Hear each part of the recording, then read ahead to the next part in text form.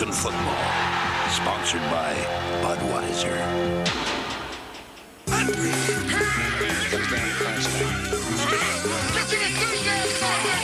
don't care what you want to do. Smile at you all scared. Is this wild? Time to get back on the top. Let's get tuned up. Play ball, okay? Just play ball. The Bills and Dolphins are rivals who like to get in each other's face.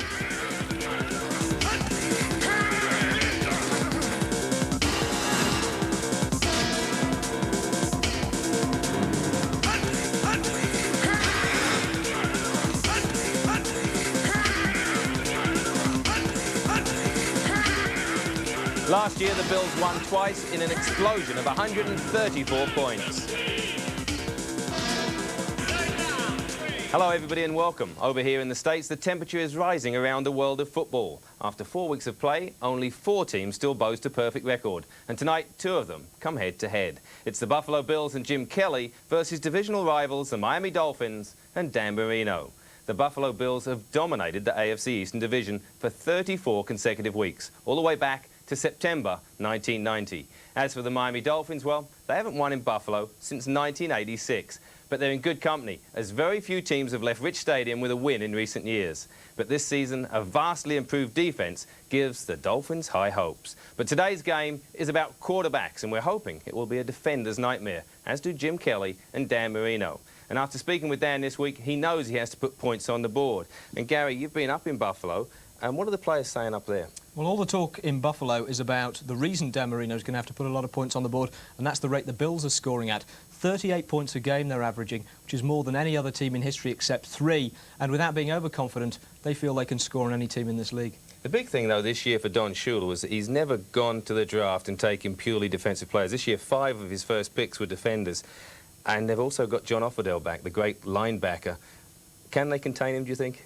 Well, we'll find out, but it's certainly going to be their biggest test, because the thing about the no-huddle, apart from scoring points, is it really wears out defences. So I think it'll be a factor second half. And the Bills have definitely been a second-half team, haven't they? Put a lot of points on the board. And both these quarterbacks know that a win today will give them an early lead in their division, but far more importantly, a big confidence boost.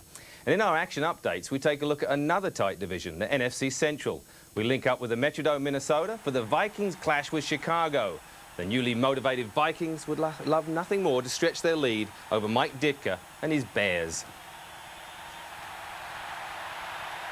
Heading the division with Minnesota are the Tampa Bay Buccaneers. Today they face the Indianapolis Colts, whose confidence will be boosted by the return of quarterback Jeff George.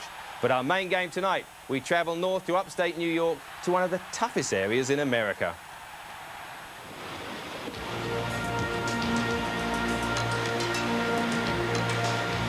As tourist attractions go, the city of Buffalo tends to get a bit dwarfed by the waterfall up the road at Niagara.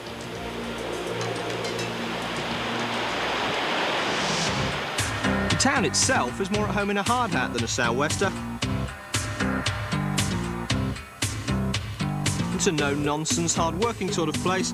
And after a week's honest labour, the locals like to put on their Sunday best and raise their voices in worship.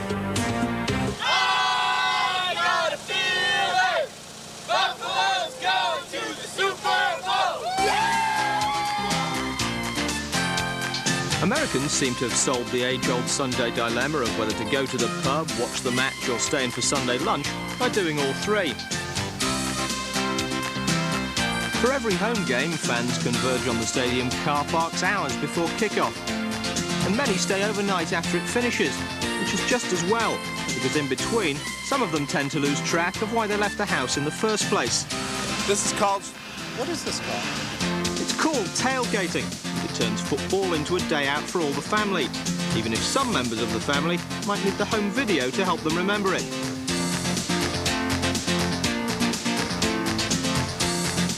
God bless you. And we love the Bills. Thank you and good night. And thank you for the blessing. And I'm sure that the Miami players are grateful that they're playing in Buffalo today rather than later in the year, when the cold weather definitely becomes a major factor. And today the Dolphins know they must make full use of every advantage that they can find.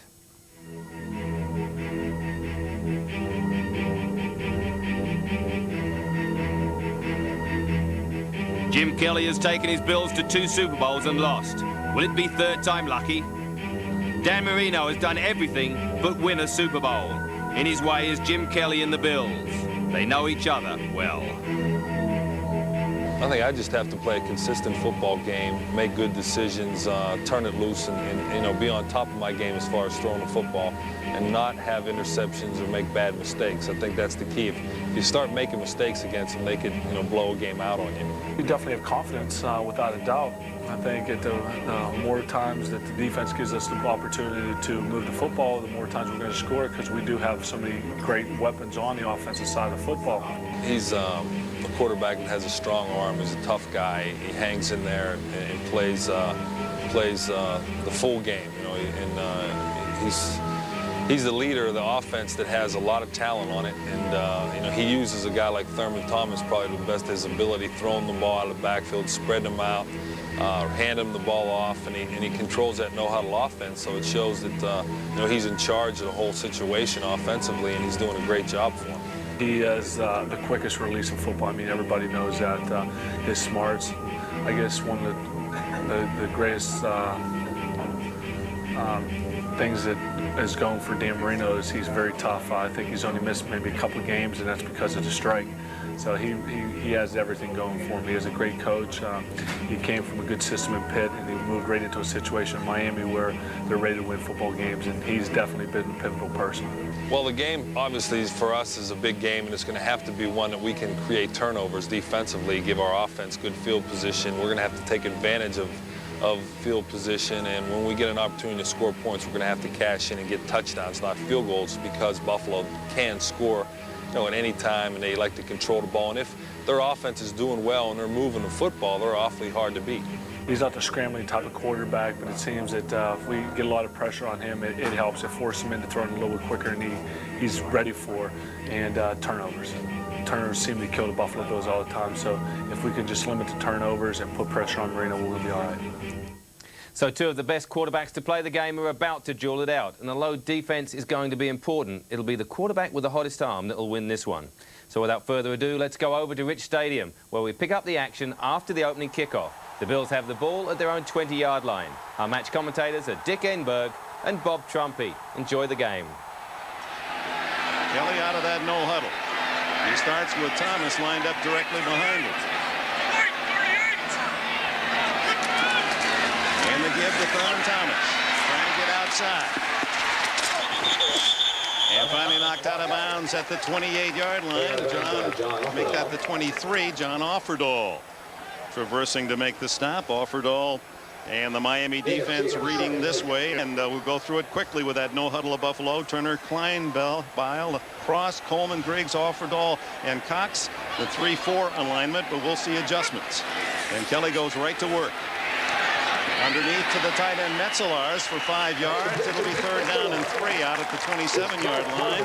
Dwight Collier, a rookie from North Carolina, number 50, in on that play. So Shula able to get a couple of men off the field. And Kelly quickly with that huddle with his wide receivers, and then the play call at the line of scrimmage. Thomas has the first down as he crosses the 30. Dick, one of the most difficult things about this Buffalo offense is without substitution, Marv Levy and the offense can change dramatically. This first series, they've used Harwell Gardner as an extra tight end. So you see a lone back, but Metzelars and Gardner up on the line of scrimmage. Kelly pumps, throws, and there's Andre Reed. Reed, who is just shy of 500 career catches. In fact, needs just 5 today to reach that magical mark. Offerdahl with a stop. Gain of 7, 2nd down and 3. Reed, who had a career-high yardage game last week against New England.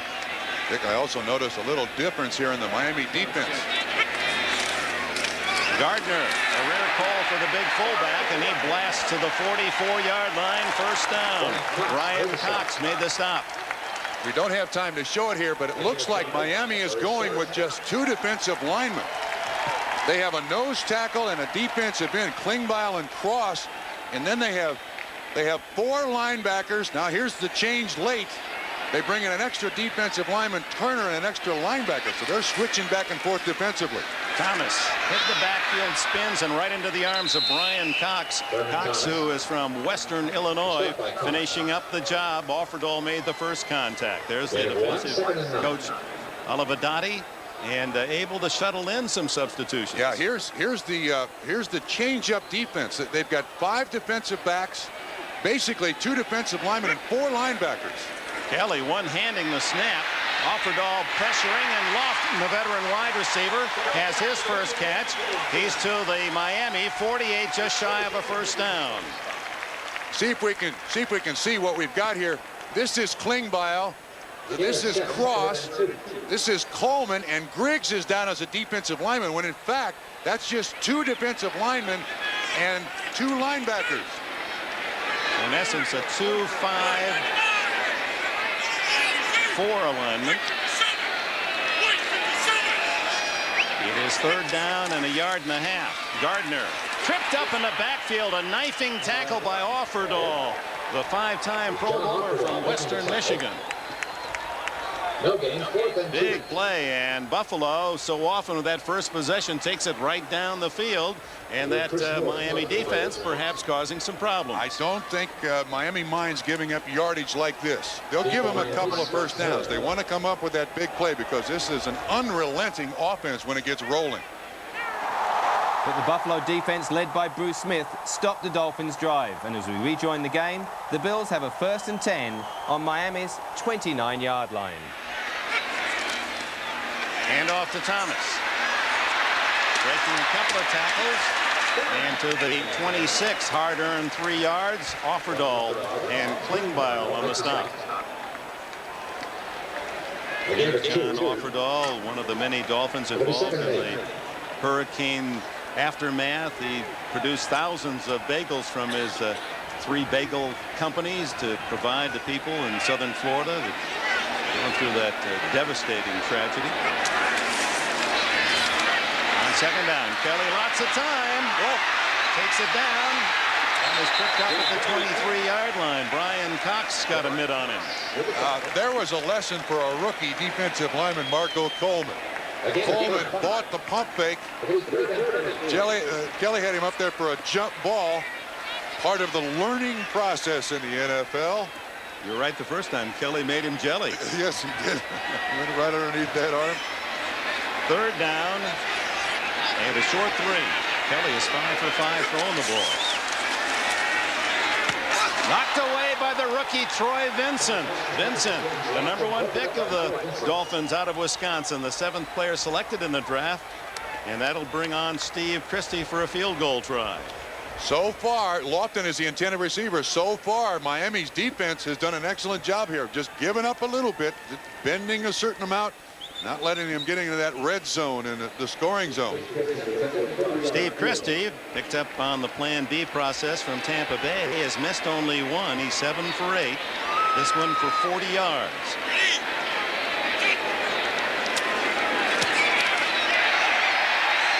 And the Bills lead 3-0.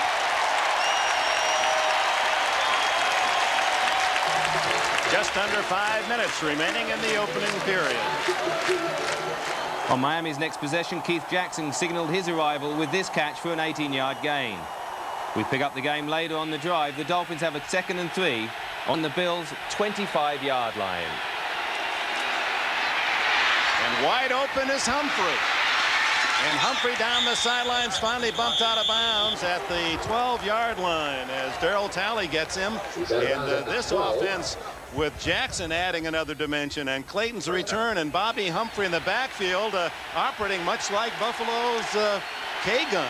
And Marino comes over to verbally give Keith Jackson the call. Over the middle, incomplete, intended for Mark Duper. Nate Odoms on the coverage. The Dolphins have, to Don Shula's taste, scored too many times by way of a field goal inside the 20. This would be their 14th trip into that red zone with only 4 touchdowns. Well, they've certainly taken a lot of time off the clock. This has been a very deliberate, positive drive. That's one of the things that teams like to do against Buffalo. Again, 4 wide with Jackson in essence playing a slot right. Martin far right with Duper and Clayton to the left side. Into the end zone, and nice coverage again. Kirby Jackson as he ran off the receiver Mark Clayton. That brings up 3rd and 10. Don Shula looking for his 310th win. Don Shula's comment yesterday when we talked to him, he said, I'm trying to surround Dan Marino with as many great offensive athletes as I can find. He's done it. 3rd and 10. And Tony Martin covered well by Kelso. 2 seconds left in the quarter. This young man from Indiana has a tremendous leg, already a 53-yarder. His only miss from 50. This in 30 yards.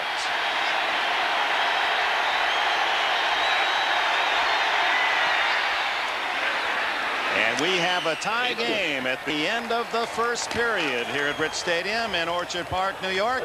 It's the Buffalo Bills 3 and the Miami Dolphins 3.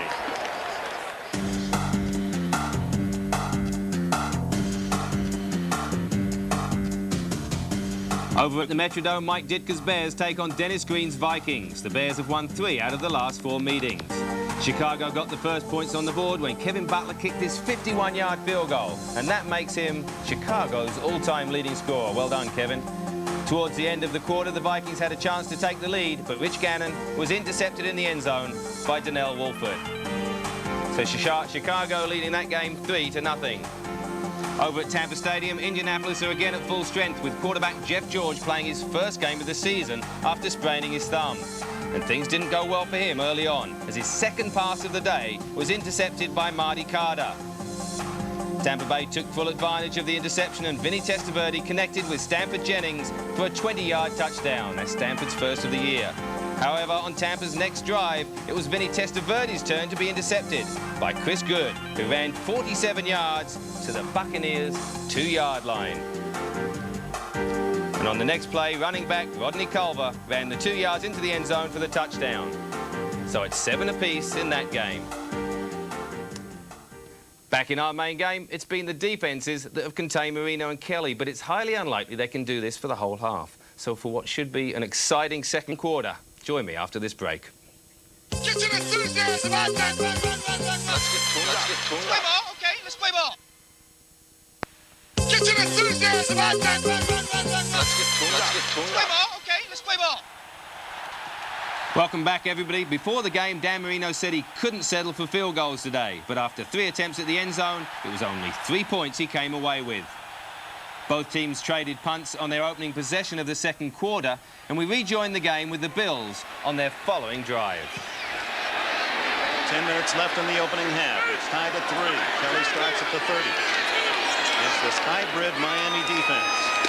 Thomas tripped up, gets only a yard. So Thurman Thomas, the league leader again this year in scrimmage yards, as he has been the last 3 seasons. 11 yards rushing, 11 yards passing so far. The idea here is Miami's defense is putting their best 6 up-front people at the line of scrimmage.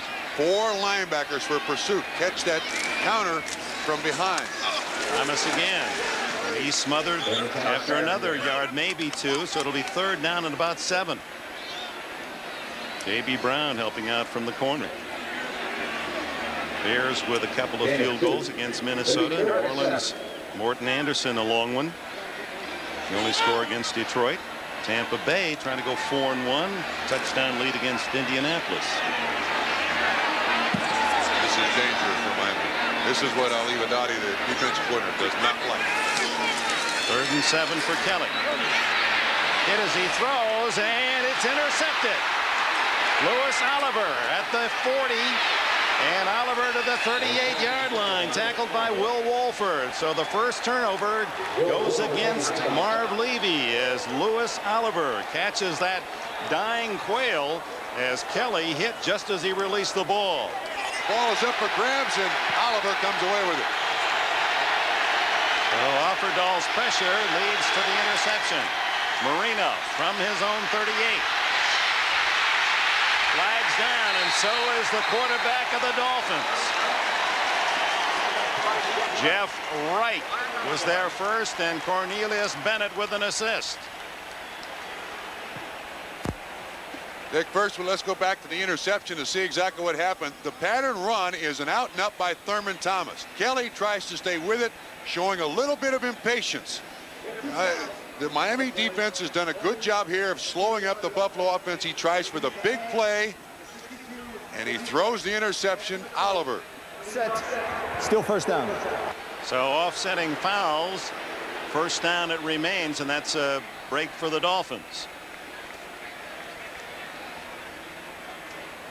Louis Oliver with a interception, his first this year, led Miami, or shared the lead the last 3 seasons in interceptions. And Jim Kelly not happy about the way things have progressed here in the first half at home, where pretty well he's had all he can eat. Yeah. Buffalo now defensively, 6 defensive backs, 4 defensive linemen, 1 linebacker. 8:40 left in the opening half, 3-3 tie. Bobby Humphrey as a hole. Whoa, he was 1 man from going all the way. Tackled at the 24-yard line. Darryl Talley and Mark Kelso, the free safety, the last man in his path. You can see that with the 6 defensive backs out on the field, perfect opportunity for a running back like Bobby Humphrey to run the ball. Now, in previous years with Jim Jensen in that spot in this nickel package, he doesn't run the ball. That's the additional value of Bobby Humphrey in that spot for the Miami Dolphins. After a couple 1,000-yard seasons in Denver, his rookie and second year, sat out most of last year, but gradually working himself into a very prominent role in this Miami offense. Now out of the Miami version of the run and shoot, or the shotgun. Marino to Jackson. Did he spear that one? And it is a touchdown. Oh, my. You saw in one package Keith Jackson and why he's all-pro material. He stabs that bullet from Marino and then runs through the defense. And when that man smiles, the jaw smiles. It's like a holiday for Don Shula. Keith Jackson, a first major return. His 3rd catch is for a touchdown, 24 yards.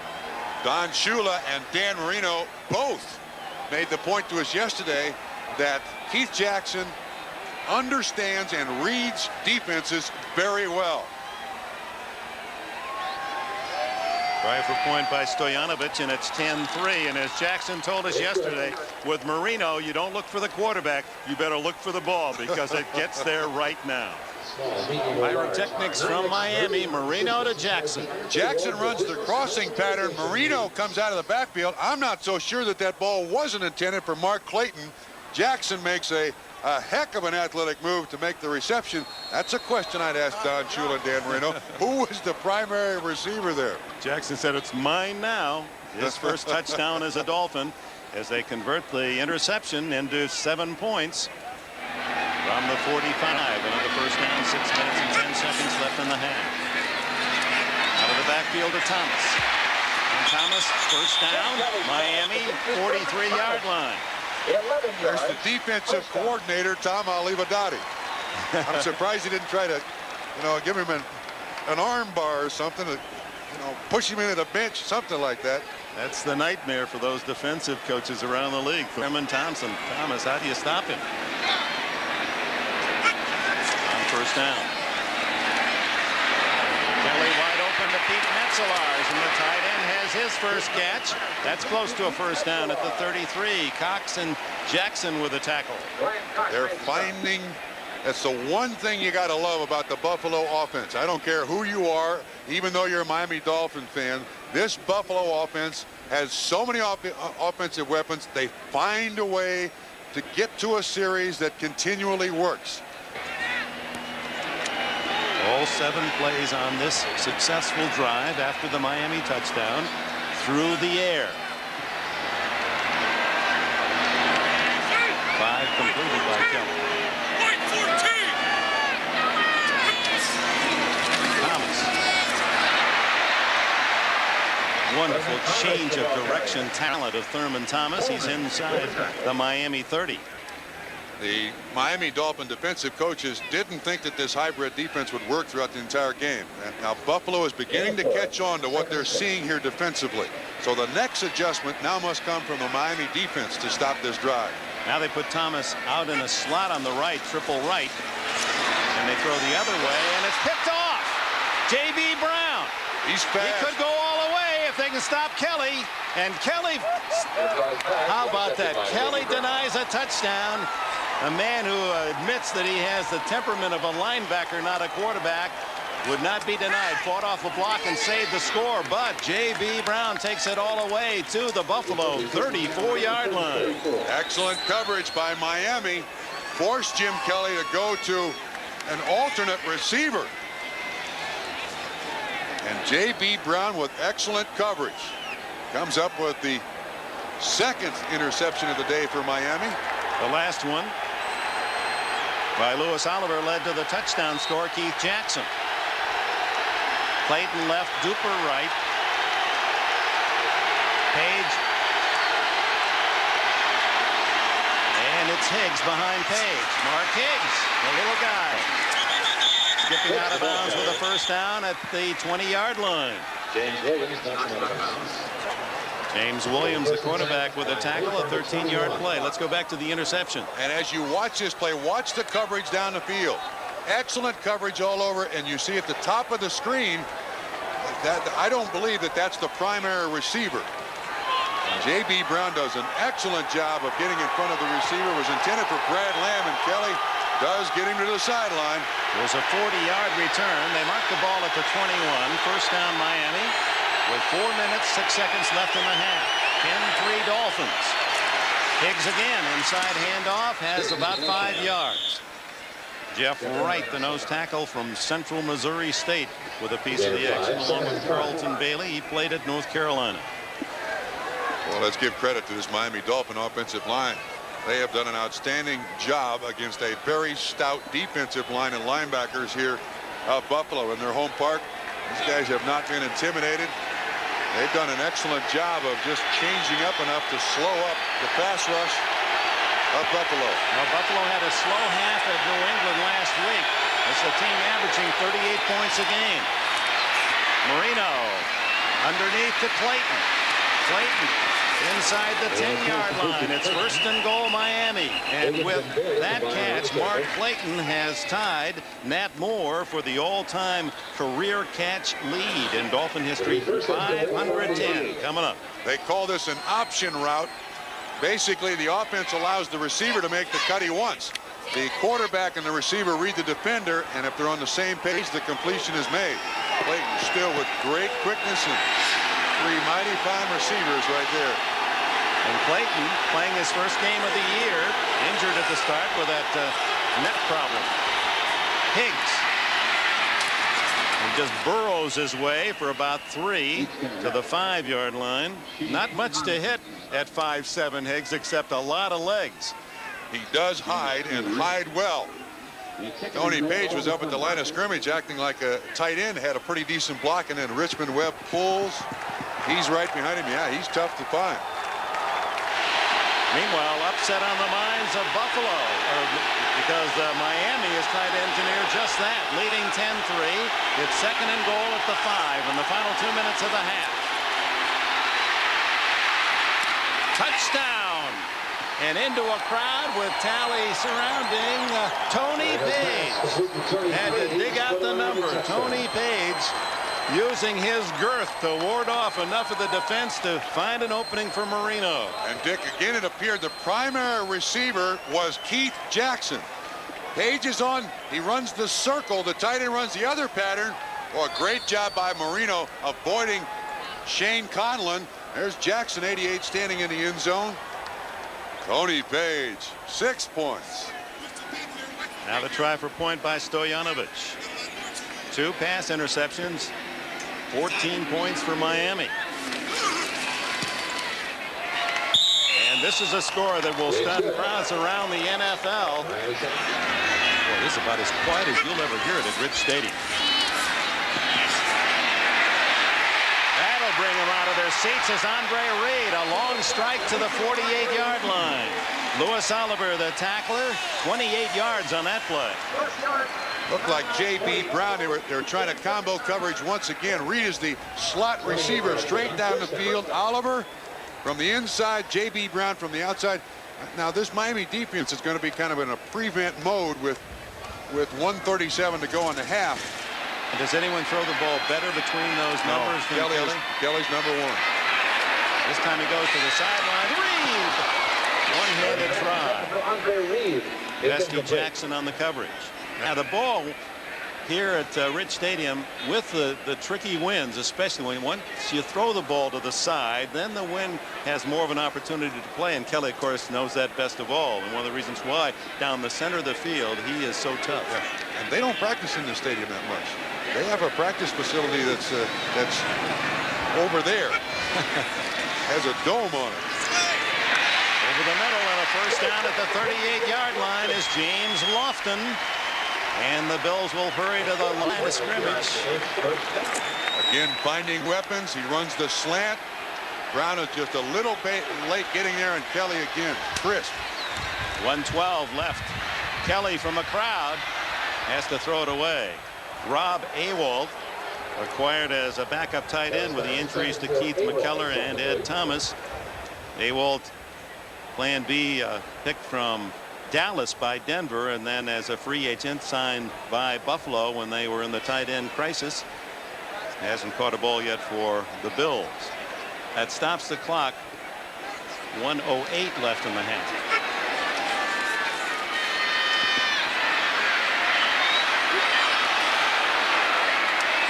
Thurman Thomas to the 16-yard line before Louis Oliver can make the tackle.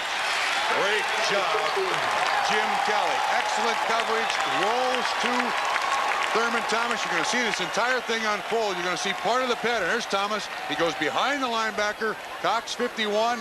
Ron Cox underneath. Beautiful throw by Kelly for the first down. Thomas now just 18 yards rushing, but 56 catching. And Buffalo has moved quickly downfield. And with just under a minute remaining, trailing 17-3, it's Kelly to work again. To the end zone. Thomas couldn't quite get there. Oh, he broke over the top of the linebacker. Boy, if he doesn't break over the top of the linebacker, I think they've got 6. But let's give credit to Brian Cox, 51. He does an excellent job in coverage. He stays between the quarterback and the receiver, and Kelly's got to throw it over Thurman Thomas's head. 53 seconds left in the half.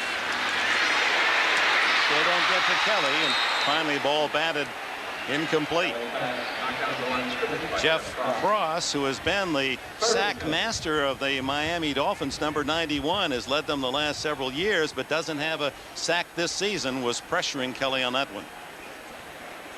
49 seconds.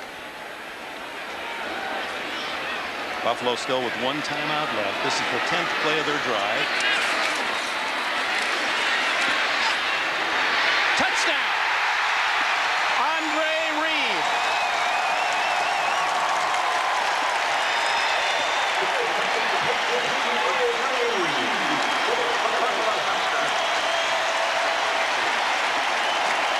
Reed's second touchdown of the season.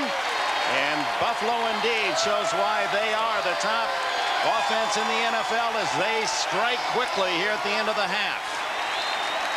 This offense just does not give up. Don Shula knows that. He told us yesterday they wear defenses out. Christie adds the extra point. 17-10. Andre Reed in the slot, left side, 83. An excellent move around Bestie Jackson. And look at the confidence Kelly has in Andre Reed.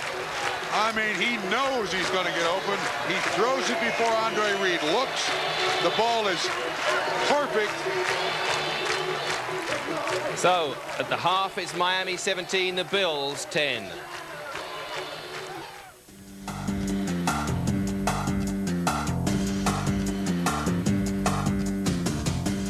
Back at the Metrodome, Mike Ditka's Bears were leading it 3-0. Kevin Butler then increased his new record as Chicago's leading scorer even further when he kicked a 37-yard field goal.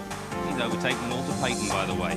As for Minnesota, they're not firing too well at the moment, as Rich Gannon's pass to running back Terry Allen was fumbled, which makes this the third turnover so far in the first half for the Vikings. A couple of plays later, it's Jim Harbaugh of the Bears that felt the full force of defensive end Chris Dolman as he was sacked. That's Dolman's 8th of the year, and he leads the NFL. As the half ended, Chicago's Jim Harbaugh connects with wide receiver Tom Waddle for a 28-yard touchdown. So the halftime score, 13-0 the Bears. Over at Tampa Stadium, the score was 7-7 at the end of the first quarter. However, the home team went out in front when running back Reggie Cobb ran it 1 yard in the end zone for a touchdown. Tampa's kicker Ken Willis failed to increase the Buccaneers' lead further when he was wide with this 49-yard field goal. Up until then, he was 8 of 10. Not bad. So the halftime score there, 14-7, the Buccaneers. Well, a bit of a surprise there to me as the Bears leading that one by as many points. But who knows what will happen in the second half. When we come back, we'll have the second half of our game. We'll also have Gary's inside stuff, so don't go away. Get to the enthusiasm out there. Let's get to play ball, okay? Let's play ball. Get to the enthusiasm out there. Let's get play ball, okay? Let's play ball. Welcome back, everybody. Before we get back to our main game between the Bills and also the Dolphins, let's see what Gary's found this week around the NFL.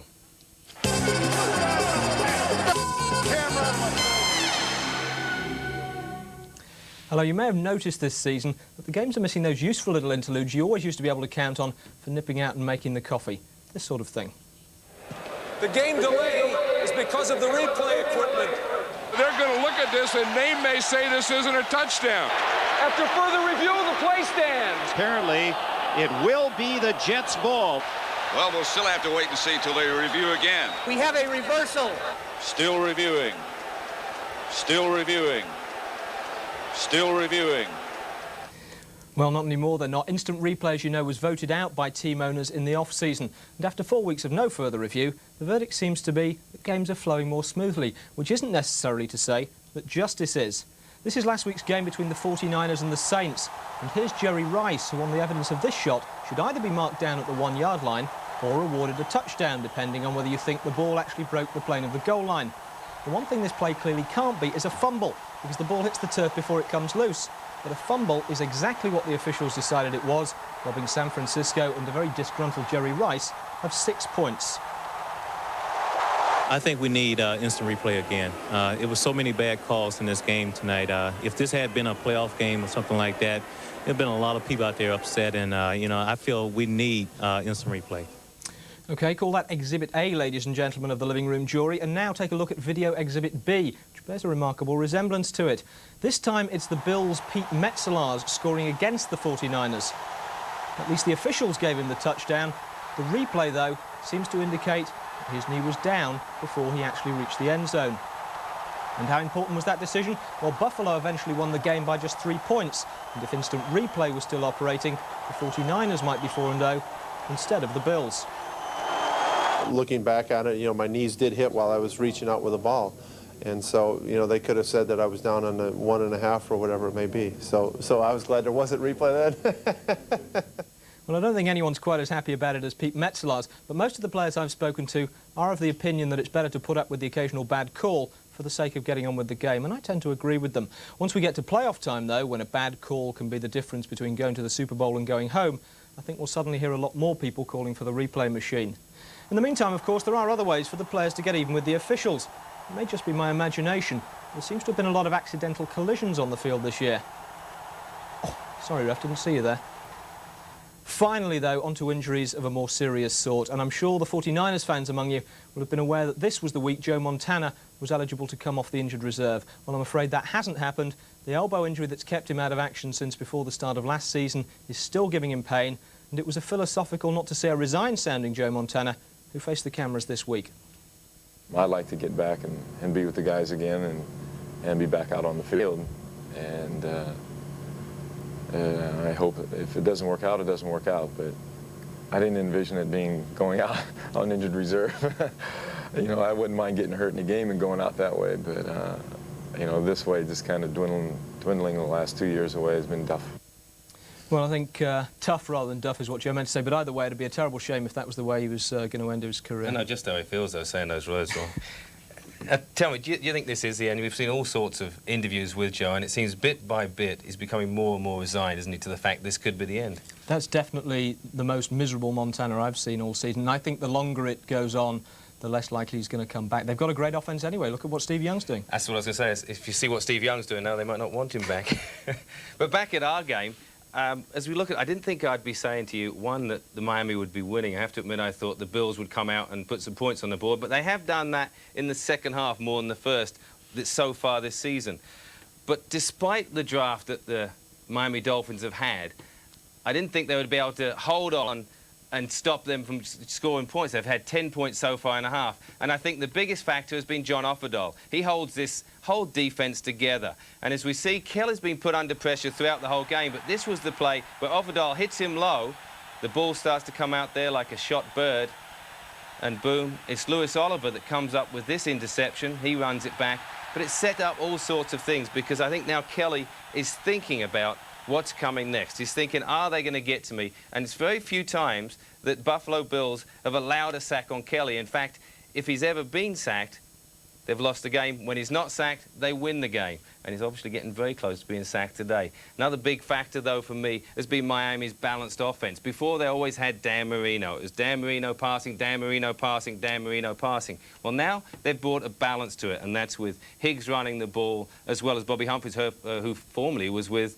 the Denver Broncos. And I think that that has been a key factor. But bringing in another man for me to throw to, like Keith Jackson, has really caused problems. It's going to cause problems later in the year. I don't think that pass was actually meant for Jackson, but I'm sure Dan's not going to complain too much about that when he makes that sort of play off of that. In fact, interestingly, after that catch, Clayton and Jackson got together on the sideline. You can see that Clayton was saying to him, wait a minute, I think that pass was meant for me, but if you're going to catch him and take him in the end zone, go right ahead. So he has been a big plus for the Miami Dolphins. If any of you don't remember, he formerly was with the Philadelphia Eagles. So a big play for him and a big start for the Dolphins. Can they continue it in the second half? Well, let's go back to Rich Stadium now. Miami's opening drive of the third quarter. It was a mixture of penalties and good luck, like this catch by Mark Clayton, which bounces off the hands of Fred Banks.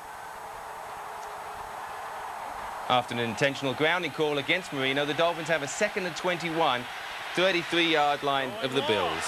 Martin, he's got it at the 10. He's stopped at the 6. What a throw into the wind. That ball was wobbling, and Martin on the dead fly able to snare it for a 36-yard gain. Dan Marino shows so much confidence in these receivers. Top of the screen, you see the little separation there by Martin. Williams has excellent speed, but Marino just puts it perfectly where the ball is 3/4 of the way there. When the receiver looks back, it's right on the money. Huge play again by Dan Marino. They have made the big plays today when they've been necessary. And the other thing that Keith Jackson brings to this offense is he's going to make everyone else better because of the threat that he poses. He'll draw a lot of coverage. Barely got this one off, and flags are down as Marino guns it to Page, and Page cartwheels in. It's a touchdown if it counts. There are flags down.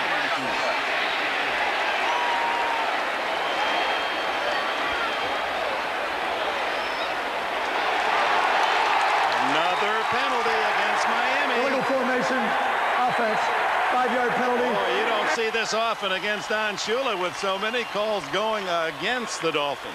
No, they're not getting any break whatsoever. 50 yards, 8 penalties against Miami today. Here's the formation they're looking at. That's Page. That's the running back. Maybe the 2 men wide are not. One of those has to be on the line of scrimmage. Yeah, he's got to be on the line of scrimmage. Not enough guys on the line of scrimmage. So the outside receiver is not on the line of scrimmage. That's an excellent call by the officials. So there's no question about that. 5-yard penalty, 1st and goal from the 11.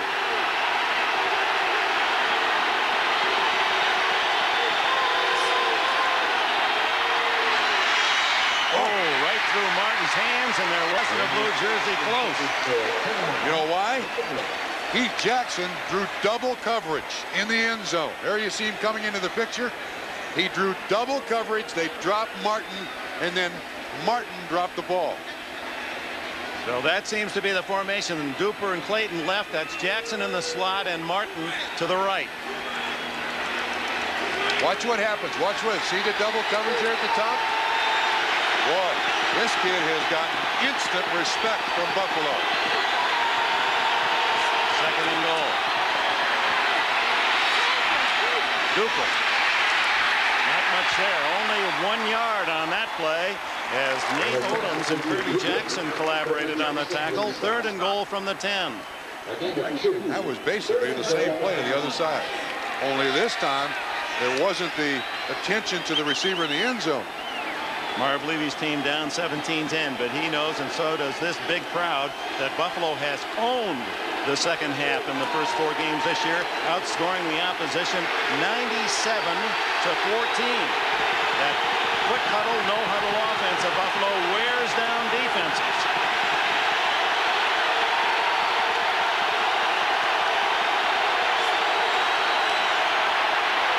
Humphrey. It is Humphrey, touchdown. Oh, you saw it all the way. Another flag is down.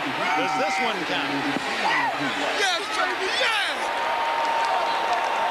Against Buffalo, declined, and Don Shula once again enjoys a 2-touchdown advantage. 4 wide receivers, single running back, Bobby Humphrey. Marino locks on him. An excellent pattern run. It's 56 Darryl Talley in coverage. Humphrey does an outstanding job.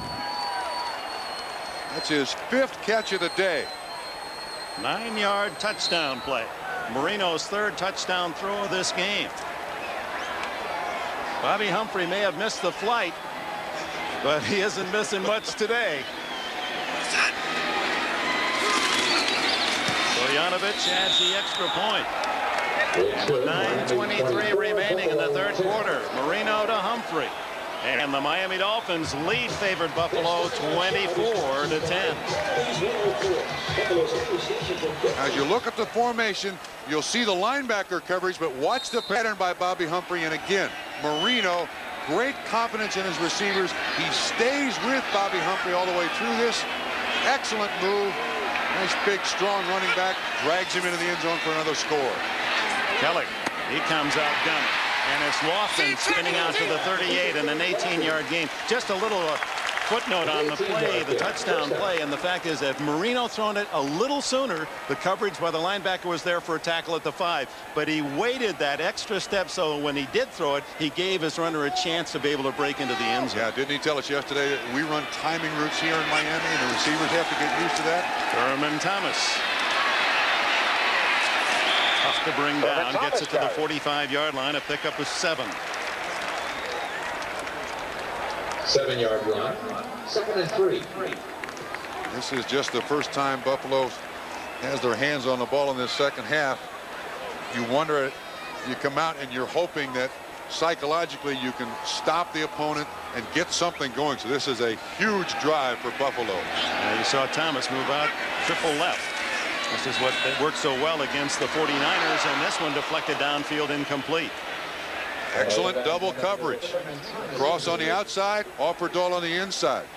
Brian Cox, who was a 5th-round pick, who was developed after that learning experience as a rookie a season ago into a top-notch linebacker. Has 5 sacks this year, 3 forced fumbles, an interception. The AFC Defensive Player of the first month of this year.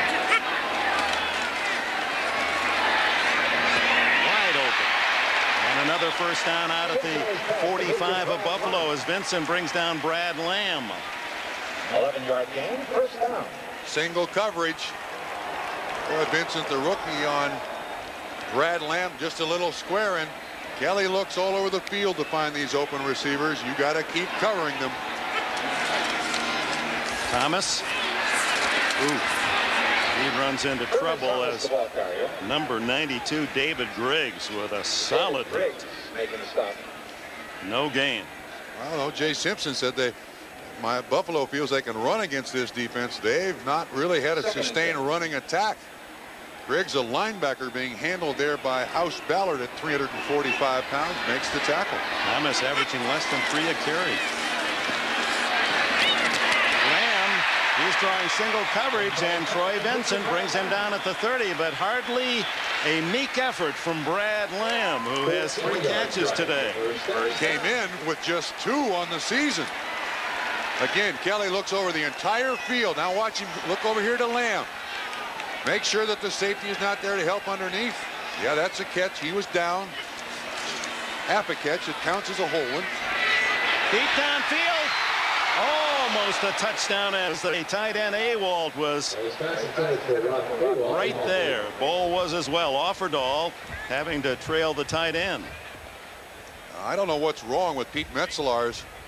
I've not seen him in his first drive of the second half, and of course they're already missing Keith McKellar. Again, Kelly, really, there's Metzelaars on the sideline. No injury report on him yet. Kelly, plenty of time. And now throws it away. As he felt pressure coming hard from the rookie Marco Coleman, number 90. We understand Metzelaars bruised ribs is the report now we receive, and questionable as to whether or not he can play this second half.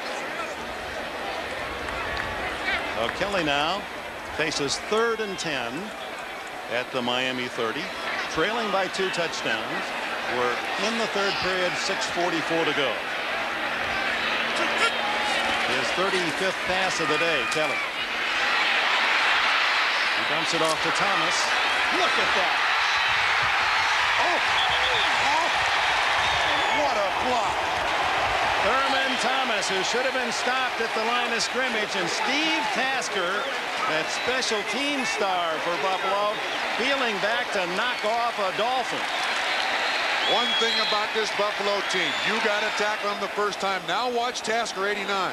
Boom! Second week in a row he got one. That's Lewis Oliver. A shoulder blade shot. It was about 35 pounds heavier than Tasker. But Tasker, all tough. Boom. We don't have to run this one again, because tonight on your local news, you'll be able to watch it all over the country. The choir boy will cold cut Giloni. He'd win on What's My Line. Brian Cox helped off the field for Miami. So Thurman Thomas, with help from a friend, but ripping his way out of a tackle at the line of scrimmage, has the first down at the 18 of Miami. 6 catches, as you can see.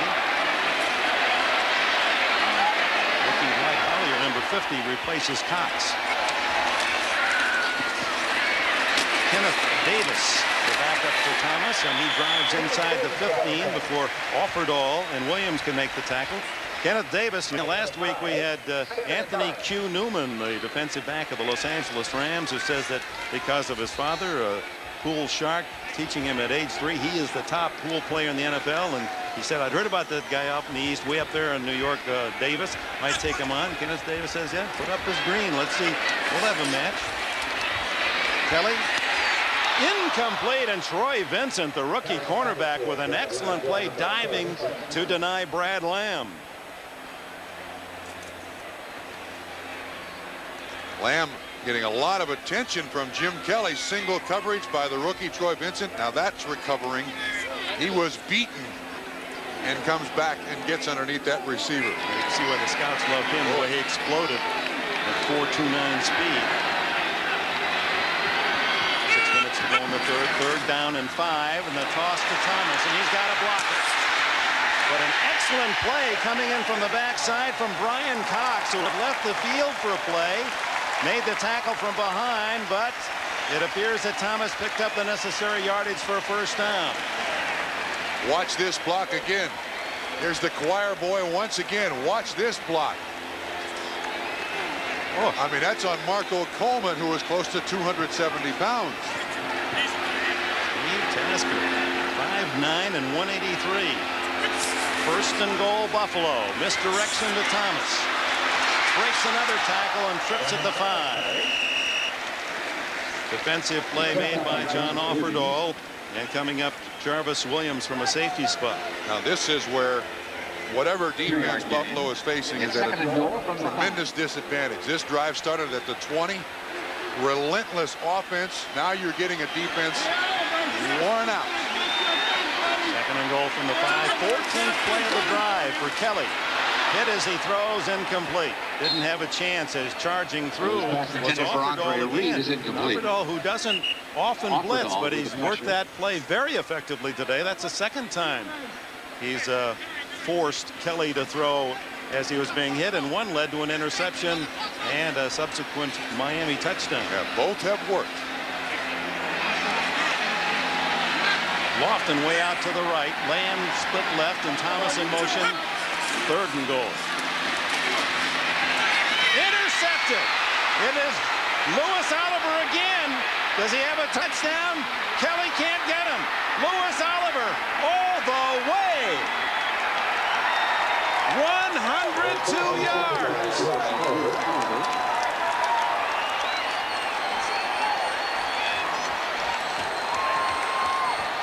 Oh, don't celebrate too much here. Intended receiver, Thurman Thomas. Jim Kelly stuck with him. You'll see Thomas running the motion. They're now saying, Bob, excuse me, because this is a historic, perhaps, run by Oliver. 105 yards. Kelly just misses him. That'll be close to an all-time record. I don't believe it is the NFL mark, but it's got to be very close. He's the guy who got hit by Tasker, stays in the ball game, makes an unbelievable play. Now they're changing it to 103 yards. They've got 3 official